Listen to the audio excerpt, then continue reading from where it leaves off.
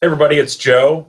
Just wanted to go over, this is the state of the market and trends for 2016 presentation that we recently did at our Tuesday sales meeting. For those of you who missed it, wanted to give you an opportunity to take a look at that presentation.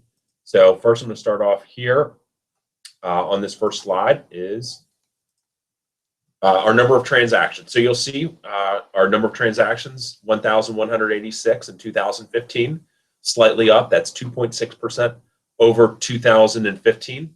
We also equate that to a little over 3 homes sold per day. That's what our brokerage is doing. If you look at the bottom, you've got this 11,742 listings were sold in Montgomery County in 2015. That is up from 2014, which was only 10,000 and change listings. 2014 was actually down from 2013, to keep that in mind. One stat I do like making sure you understand also is there were 16,445 homes listed in 2015. Of those, 40% were expired or withdrawn. 4,703 expired or withdrew. That doesn't mean to say that of those 4,700, none of them resold, but they had to be relisted with another agent if they did expire or withdraw.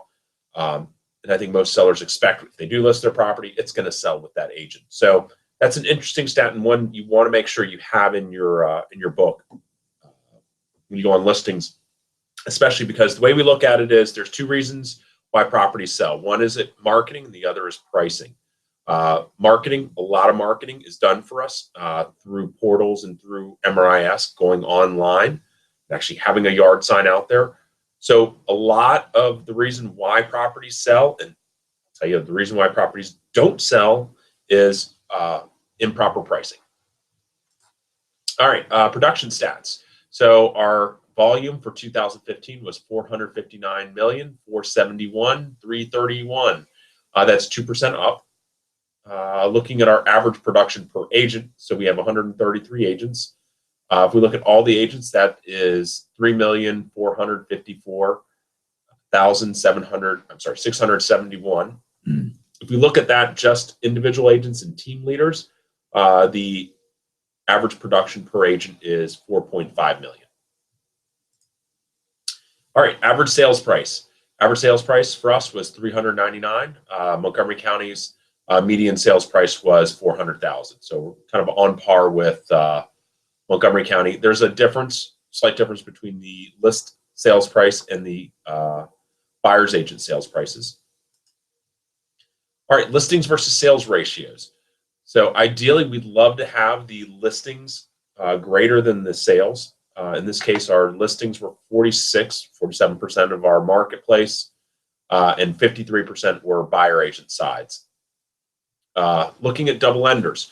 So 8.4% of our listings were sold by RE/MAX Realty Center agents. Those are deals that we double-ended. That's a great statistic to know. I looked at another agent. He had only 1.5% of his transactions he double-ended. He did sell 908 homes. Of those, and that was in Montgomery County. That's all properties. Of those, 14 were double-enders. In Montgomery County, he only double-ended 1 property.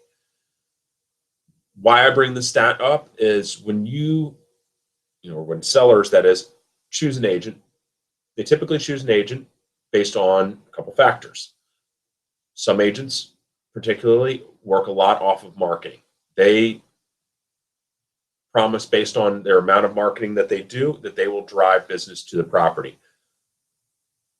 Not having a lot of double-enders shows me that they're not really driving qualified buyers to their property, but potentially they're driving other sellers to them, not necessarily to the homes they're trying to sell. All right. Average commissions in 2015. Our average commission was 2.54. Commissions in general, the average commission per transaction was slightly under $10,000 per transaction. And our average income per agent was $103,784. Average days on market, 53. Montgomery County was 57. Source of business. All right, just keep in mind, 78% of you all reported So I'd love this to be 99.9% reporting, but at that, it is. This is what it is. So when we do bug you for your source of business, please, please, please fill it out. So it helps us, and it also helps you guys too, because when you're building your marketing campaigns and where you should spend money, it's nice to see this is how our office does in general. So sphere of influence was 68% of our source of business. That is down from 2014 by 4%. Agent referral is up to 6%. Website 5%, down 2%. Open house 2.5. Floor duty 1. Farming 1, down 1. Sign calls 3, and they were flat. Zillow went up 7% to 13. REO and print. Look at print, a tenth of 1%. All right, agent demographics. We have 133 agents. That's 101 agents in Albany, 32 in Clarksburg. That's up over 2014. And our average age of our agents, we went down in our average age. So we went from 52 years old to 48 years old. CMN donations. So our net CMN donations was $43,012 to CMN in 2015. And our golf tournament raised over 28,000, almost 29,000 net to Children's Miracle Network. Our total lifetime donations to Children's Miracle Network, $325,738. Our goal this year, we'd love to have a net donation to CMN of $375,000. Very, very doable. All right, home settlement. Purchases in 2015, 147. Total volume, 57 million. Thank you all very much for your support. They really appreciate it. And we are one of the few brokerages that does have in-house counsel, and a lot of that is based on Home Settlement Center providing that. 25% of our buyer side transactions actually used Home Settlement Center in 2015. Our mortgage partners did 58 loans for 871,641 in volume. So slightly under 200 million in volume. And that equated to almost 10% of RE/MAX's buyer side transactions used our mortgage partners, Presidential with Karen Elder, or Alex Cox with Movement Mortgage. Transaction coverage. All right, I love this statistic. So this is the seller side. So this just shows where we disperse our transactions. These are the kind of the big places. Montgomery County was 69% of our seller side transactions. Frederick was 13, Howard 5, PG 4, Carroll 2, Anne Arundel 2, DC 1, Baltimore 1. Buyer side transactions. Montgomery County was 51%, Frederick 17, Howard 10. That's a lot. That's a big jump for us. PG 8, that number has come up. Carroll 4, Anne Arundel 3, Baltimore. So one thing we have seen as a trend is that on the buyer side, we've been going a little further afield. So we basically, and I think a lot of that is based on how we do our business. We definitely are not located in just one area for our transactions. All right, transaction coverage within Montgomery County, because that's where the bulk of our business is. Big hot spots. Silver Spring for our seller side transactions was 24% of our business. Albany was in second at 17%.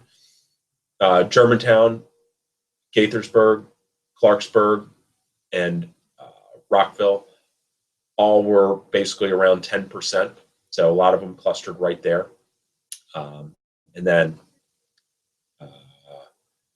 other places, Ashton, we actually saw a rise in Ashton at 2%. All right, other areas on the same map, but this is for the buyer side transaction. So for the buyers, Silver Spring was 25%, Albany 16%.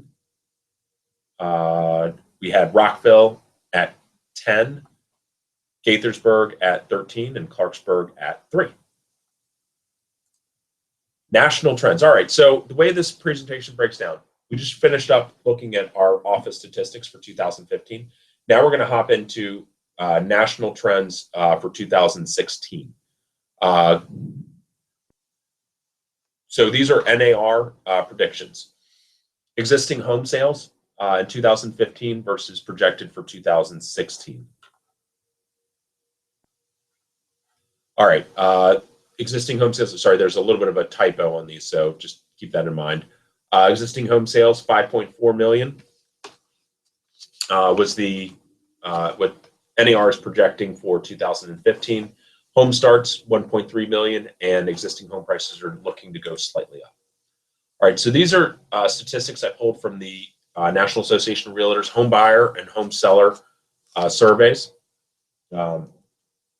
Information sources used in home search.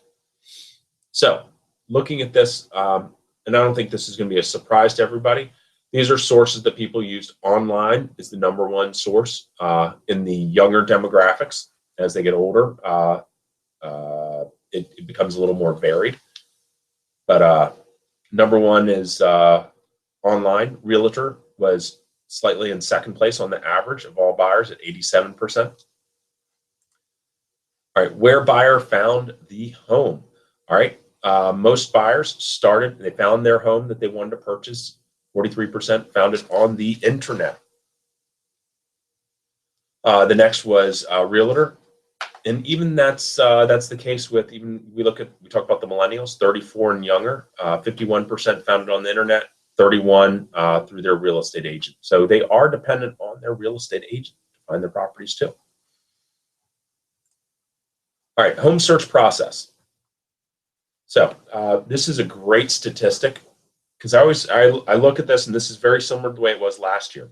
So with all of the websites out there, so think about all of the real estate search websites out there, you'd think that's the resource that most buyers have at their fingertips. However, that's what they find. Finding the right property was the most difficult step in the home buying process. And that's counterintuitive. There's so much search out there. There's so many avenues to find the right property. How is that still the hardest part? And as you know, as a realtor, that is the hardest part. Next hardest was paperwork, understanding the steps. But again, keep this in mind. A lot of folks, and sometimes we believe our own hype too, that, finding the properties, that's the easy part of it. And it really is not. Finding the right property is the hard part. All right. First step taken during the home buying process. So back in the old days, what would happen was you would contact a realtor. The realtor would set up a search and help you find properties. Nowadays, that model has flipped. So 43% of the buyers, their first step was to look online. Their second step was to contact a real estate agent. Actions taken as a result of the internet search. So once they did a search online, what was the next thing they did? So the next thing they did was drive by the home or view the home. The other was walk through it online. And then the third most likely step would be calling a real estate agent. So driving by the home. So what I've talked about a lot is, and we did a boot camp on this with the open houses, is having accessibility to properties and being at the property is actually a really good thing in this marketplace because buyers are doing a lot of research online. How do you find the right buyers who are online? Is you got to find them offline. So they're doing a lot of research, but then they're coming and actually physically looking at properties once they've gotten to that point. All right, how the buyer found their realtor. 40% was by referral. 12% was the agent previously used to sell the home. So I look at that as 52% right here. 52% is going to be basically Sphere. 10% is web. 5% is open house. And another interesting thing is 5% is referred by another real estate agent or broker. RE/MAX is an international company. There are brokers all over the world who have buyers who might be coming to a little town called Washington, D.C. So reaching out to other brokers might not be a bad strategy. All righty, next slide. How the home seller found their realtor. So again, similar statistics. 60% it was a referral. And if you look at this, so visited an open house and met agent was 5, and then we jumped down a couple lines to saw contact information on for open house sign. So if you combine those two, that's 8%. So 8% were what I would equate to an open house. And we always think about buyers coming through open houses, but sometimes we don't really think about the potential sellers coming through open houses. So your open houses are a listing audition potentially. So the more open houses you do, potentially the more listings you might get. Then the other was 4% of the sellers found their agent online. All right, how many times a buyer recommended their agent? So 37% said not at all. So let's look at the buyers who referred their agents. So out of those, we had 17, 18, 11, 17. Almost, let's just call this 25%, 25%, 25%, 25% of the people who did refer someone. So just like we talk about with our databases, it's finding those A and A plus clients. There are clients you're just as likely to get someone who's going to refer you 4+ as you would be to refer you 1 time or 2 times. So finding those people, that's the key to your success with your sphere of influence. Tenure in previous home. So this is a great statistic. We used to kind of say, well, anywhere between 5 to 7 years. These are the actual statistics. And obviously, as the buyers, the younger buyers, they tend to have a higher turnover. So when we talk about millennials, would it be a good thing to work with millennials? Well, one thing is their turnover is going to be a whole lot higher than someone who, is older and maybe more established, and they're probably going to stay in their property a whole lot longer. All right, number of realtors interviewed. So home sellers at the top, home buyers at the bottom. One agent that they interviewed, 70% interviewed only one agent. With the buyers, 67% interviewed only one agent. All right, so getting appointments is critical, because if you can get an appointment, you have a 70% chance of getting it, as long as potentially you're the only one who they're calling or you called upon them. So I always encourage folks, drive for appointments, make sure you get them, because there's a good likelihood that you're the only person they are interviewing. All right. What is a Gen Y millennial? We talked a little bit about this in the statistics. All right. So Gen Y millennials, 83 million of them. They are 34 years or younger. Their parents are boomers. There were 80 million baby boomers. There's 83 million millennials. They also trust boomers. Boomers are their parents.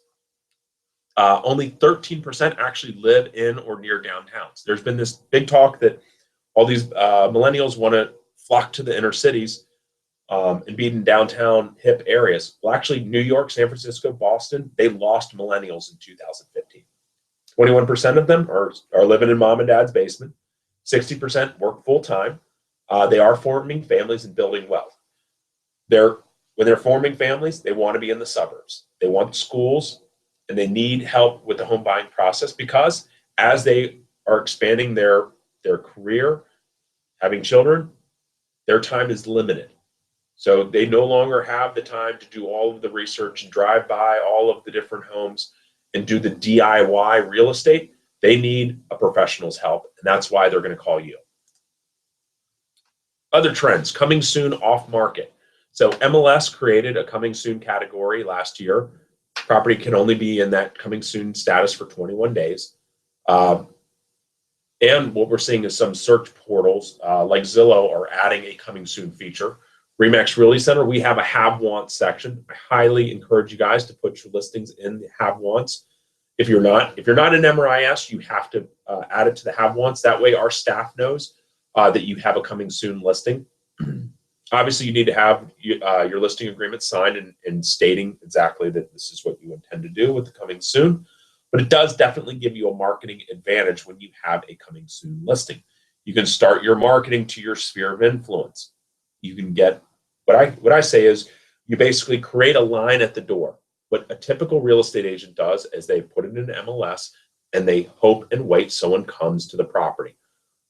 With the coming soon, what you can do is create a marketplace with a coming soon listing. Basically, here's a property that's coming on the market that no one knows about. It's not in Zillow, it's not in Trulia, it's not in Realtor.com. This is specifically for you. Other things, it's an ability to get your listing signed now. I can't start doing my coming soon marketing until we get a signed listing agreement. Let's get it signed now. Social media, you can push it out through social media, and it's a way to distinguish yourself from the competition. All right, other technology that's out there, finding a real estate agent. So what happens when they Google you? Always do this. Find out what it looks like, what your profile looks like online. You have a remaxagent.com website. Make sure that that's been updated. These are brand new sites. We're going to do a class actually on Wednesday and on Thursday regarding these. Make sure your LinkedIn profile is set up. Zillow reviews. Get lots of Zillow reviews. And Facebook. Make sure you've got your profile up on Facebook and that you're actually posting good content and connecting with people. What consumers want? They want to shop first, then engage agents. They want quick responses. They want insight, not data. They have plenty of data, right? What I tell people is they are swimming in data, but thirsting for knowledge. More data creates the need for more services, meaning they're being bombarded with lots of data. That means they need help determining what data they need, what data is important to them. For instance, what's next? Frequently asked questions. So buyers are starting, online. You can figure out a lot of things about the real estate industry and the real estate market and what it takes to buy a home. But a lot of times this has happened. Now what? And that's the thing that we take for granted. We know the steps in the transaction. A lot of our buyers don't. So either we need to communicate to them prior to them being our client, or especially once they are our client, we got to do a really good job explaining to them what is next in the process. They want a mobile agent, and a lot of them, their spam filters are getting more sophisticated. In the past, you used to be able to kind of spam your client, send them drip email campaigns. A lot of their spam filters are pushing your stuff into another folder, and they're never seeing your marketing. So we have to be more sophisticated about our marketing. All right, technology, consumer trends. They want more information. There's a lot of sites that are coming up, and you'll see a list of these: utility score, house facts, how loud. They want more detailed information, about like this TLC engine. This basically looks at a lifestyle budget around a property. So the taxes, the home insurance, the repairs based on the age, the utilities, the transportation costs. And it comes up with almost, this is how expensive this property is compared to another location. Think about it this way, though. If buyers are looking for this kind of detailed information online, do you think they're serious buyers? And I would say, heck yeah, they are very serious buyers, as opposed to ones where you don't know if they're just surfing on their couch looking at pretty pictures. These buyers who would come to a site like this are going to be very engaged and are probably closer to purchasing something than just a random lead. So when they're searching for this information, are they more likely to purchase or sell? I'd say yes. So being in these places or having these resources available will either draw folks to your website, or when they are on one of these websites, draw them to you. Predictive analytics. So the old model used to be you'd lead generate, meet a lead. They might be ready in 6 days, but they might not be ready for 6 months. Then you've got to lead incubate. That's step 2. And then once they're ready to go, then it's client care, basically showing them properties, taking them out, writing contracts, going to settlement, happy days. The new model is analytical lead gen. So it's finding those hot buyers right off the bat, as opposed to having to do a long lead incubation period. So how do you find those hot analytical, those hot leads that are ready to go right now? Again, a lot of it is using data resources that are out there. Social media. And a lot of social media, they're tracking travel, wealth, education, real estate search, length of time in their home, marital status, family size, estimates. And they're coming up with formulas to kind of predict who's most likely to move out of a certain demographic, and then pushing those people up as hot leads. Brightcore is a CRM analyzer to basically help you understand who in the database is most likely to move and who you should contact more frequently. All right, smart marketing also. Create content that consumers will register for. So we talk about like white papers, having good content that buyers, when they land on your site, they see your advertising, that they want to click through, they want to register to get what you're selling. And sometimes that could be, a checklist on how to sell your home for the most amount of money in the least amount of time. All right. Other things, like I said earlier, stop spamming. You might be getting blacklisted. A lot of unsophisticated email marketing is going out the door. All right. SWOT, strengths, weaknesses, opportunities, and threats. Strengths, weaknesses, those are current state or past state. Opportunities and threats, those are future state. We'll start with strengths. So this is about our company celebrating our 31st year in 2016. RE/MAX has a #1 market share in Olney. That's our 17th year in a row. RE/MAX has #1 market share in Clarksburg, 7th year, 7 consecutive years of growth for transactions and volume. And we have 133 agents. We're one of the largest companies in the county in our 5th year of agent growth. Training, we pride ourselves on training. Again, the first line of our mission statement is "We teach." This was our 10th year of business planning seminar. We had 61 agents attend. We launched a brand new Momentum Complete Agent Development Program in 2015. One-on-one coaching, our masterminds. Our masterminds is we are one of the few brokers that I know of that actually has done these and done them successfully. And I'd say a lot of this is dependent on you guys. This is your culture. This is our culture. We have a very sharing group, and having agents being able to come together to share ideas is something that most brokers cannot do. And that's based on their agents not being sharing. So kudos to you all for basically helping us build a culture that we're very proud of. Monthly continuing education classes, and then I was on grievance committee in 2015 as well. Top 25 Washington Business Journal, top residential real estate firms. Real Trends, top 500 brokerage nationally. Then we have a deep agent experience pool. These are our premier market presence for Clarksburg and Olney for 2015. 35% in Olney and 41% market share in Clarksburg. We own our own office in both locations in Olney and in Clarksburg. We are one culture, one company, 2 distinct office designs. Strengths, office technology. Our paperless solution, SkySlope. It's our online filing cabinet. All your docs are at your fingertips anytime you need it, 24/7. SkySlope also added Zip Forms integration in 2015. We have an RRC dashboard, great for communication, financial reports, and then our Have Once. Have Once, great place to put your needs for buyers and also any new coming soon listings. And we have a verified vendor business directory. 91 new leads on our realty-md.com website. And our Facebook page, the private Facebook page, we've had a lot of great discussions in 2015, and I'm looking forward to more of those in 2016. Strengths, RE/MAX International, #1 brand in all of real estate. 98,000 agents in over 95 countries. We had 60 RE/MAX award winners in 2015. Bill Coulter and Eunice Chu were inducted in the Hall of Fame, and Betty won the Distinguished Service Award, the second highest achievement in all of RE/MAX. All right, RE/MAX versus the industry. There are companies that have more agents, but none more productive than you all.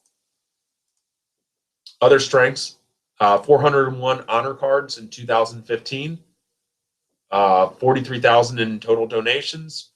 Our charity gala was awesome this year. Looking forward to another great, that was our 9th year. I'm sorry, our 10th year. But we're looking forward to an amazing year going forward. We fed over 20 families for Thanksgiving. And we did a toy drive And again, we monopolize all of the community events that we participate in. Staff, 78 years combined of staff leadership. In-office services, we have Home Settlement Center. Again, this is a big benefit that you all have, is having Bob Hasslinger here for you all 24/7, answer any of your tough legal questions. We also welcome Carolyn Gersh to the team, and Movement Mortgage with Alex Cox, Presidential Mortgage, Karen Elder, and Liberty Mutual. All right, our team, our staff team. Other strengths, agent participation, the Charity Gala, again, one of our largest events to date. We brought back the Sales Associate Council in 2014, had a lot of great discussions in 2015, helped us upgrade things, got a brand new phone system in 2015, upgraded computers, and a lot of our training was based on feedback we've gotten from you all. Weaknesses, our 2015 production was up, but only slightly up. We would love to see, looking at the marketplace went up more than 2%. Our production only went up 2%. So we'd love to see, hopefully this is just an anomaly. We've had some awesome years leading up to 2015. We're hoping 2016 is we get back on track with more production. Participation, we did have some light participation at some of our events that we do in the community. Experienced agent population. So we have a great agent population, but we have some agents who are going to be retiring. We'd hate to see them. I have this term we call it throwing the keys into the river. So basically, we'd hate to see you walk away from your business. We'd love to transfer an agent's business to another agent here who's looking to grow their business. It's a win-win-win for all parties. We're going to have a class coming up on April 6th and April 7th on buying and selling a profitable real estate business. Also, technology challenges, and then online lead generation. We started a pilot program in 2015 for lead generation, and it struggled. We're not done yet, but we're looking at some other options.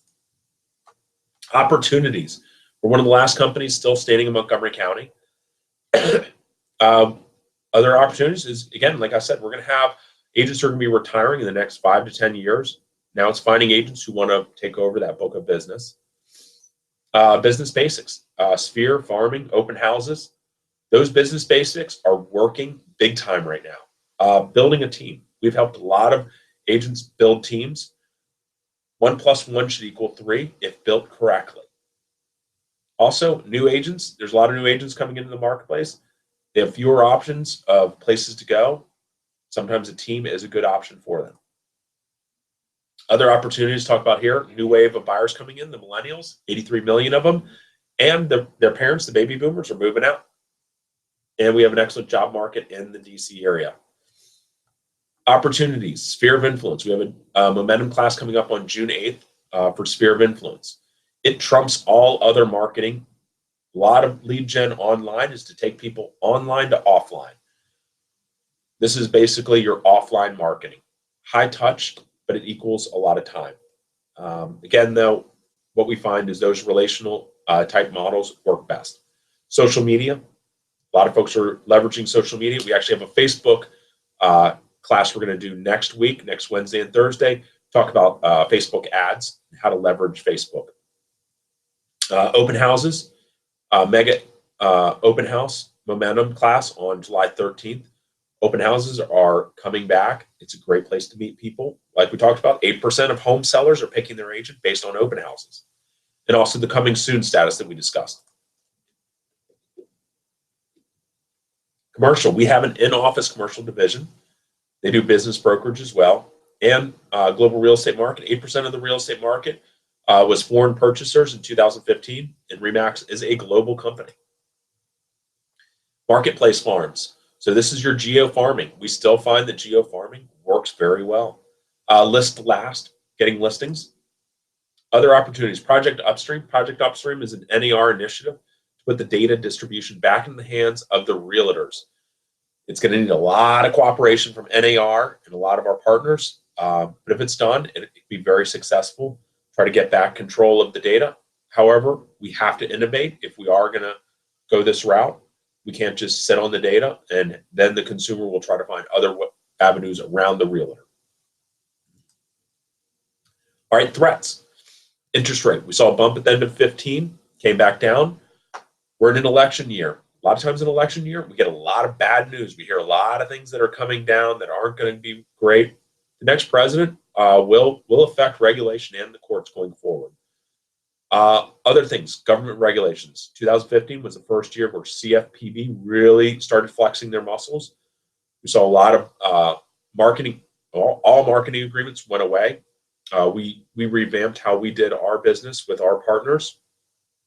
And there's been some lawsuits out there that have affected the marketplace. We obviously saw the new consumer disclosures for settlements and appraisal restrictions. Other threats, broker-centric versus agent-centric. We are a very agent-centric business model. Basically, we let you, the agents, create the business and keep more profit. There is broker-centric models where the broker is creating the leads and selling them back to the agents. The agents become more of employees than independent business owners. Also, independent contractor status is under extreme scrutiny. The IRS and the U.S. government is looking for more tax money. And one way to get more tax money is to have people paying more taxes through employee relationships as opposed to independent contractor relationships. Other threats, portal real estate. We talk about Zillow and Realtor.com. They are in an all-out legal and online battle. They are pushing the price of buying leads online up. So it's becoming very expensive for a lot of agents going out there to purchase leads. Also, there's capital venture money going into this space and looking at the referral model versus the pay model. And I looked at a report about the European and Asian models for real estate, and they are not very realtor friendly. And some of those portal models could jump into the U.S. market. Talk about threats, the volume-focused mega agent. Lots of volume, but also lots of fallout. Over-the-top marketing to drive more listing business, but not sell current inventory. Talk about the mega agent here in Albany. She only sold, as a buyer's agent, only sold 3 homes. So a lot of agents push out there that they do all this business. They do listing business and hope we come and sell their listings. But I think as a seller, you want a balanced agent, one who knows how to list properties, but also knows how to sell them. And how many homes did the Maryland mega agent let expire withdraw? Again, he sold 908 homes in 2015, which is awesome. But he also expired and withdrew 1,288 properties. That's shocking. All right, threats. Other threats, the discount broker. I had a great Facebook post, if you look at our private Facebook page, about Redfin and how actually the savings that they're offering on the front end are less than what they wind up giving away on the back end with the client's money. So a lot of these, they give a discount on the front end, but don't provide service. And therefore, the seller or the buyer, potentially the buyer pays more and the seller winds up netting less. All right. Other things, the independent broker, the John Smith Realtor at John Smith Brokerage, lack of professionalism and accountability. Here's another threat, is the NAR population. Again, we see this. Our numbers are growing again. Back in when I got in the market in 1996, there were only 700,000 realtors. Now there's over 1.1 million. NAR has even admitted that this is our biggest threat. However, less members equals less dues. That's going to affect NAR, the local associations, a lot of brokers who rely on 50-50 brand new agents, and state licensing boards. Marginal agents are taking our business and making us look bad. Complaints at the board are on the rise, and also our continuing education program is, in my opinion, laughable. I'd love to see less agents in the business, and more importantly, more professional agents in the business. So what does 2016 hold in store for you? Attend one of our Momentum consults with Dale or myself. The other thing is, once we do that consult with you, it takes 30 minutes. We'll create a GPS for your success in 2016. Basically, we will give you 3 things you will need to work on in 2016 for your success. Attend a mastermind. You need 35 or more Zillow reviews. If you don't know how to get 35 Zillow reviews, we'll help you. Update your LinkedIn profile and launch your new RE/MAX website with an intro video. And these are things we can always help you with. All right. Hope you have a wonderful 2016. We are here to help you grow your business and be successful and be happy, of course. So, looking forward to a great year. Talk to you soon.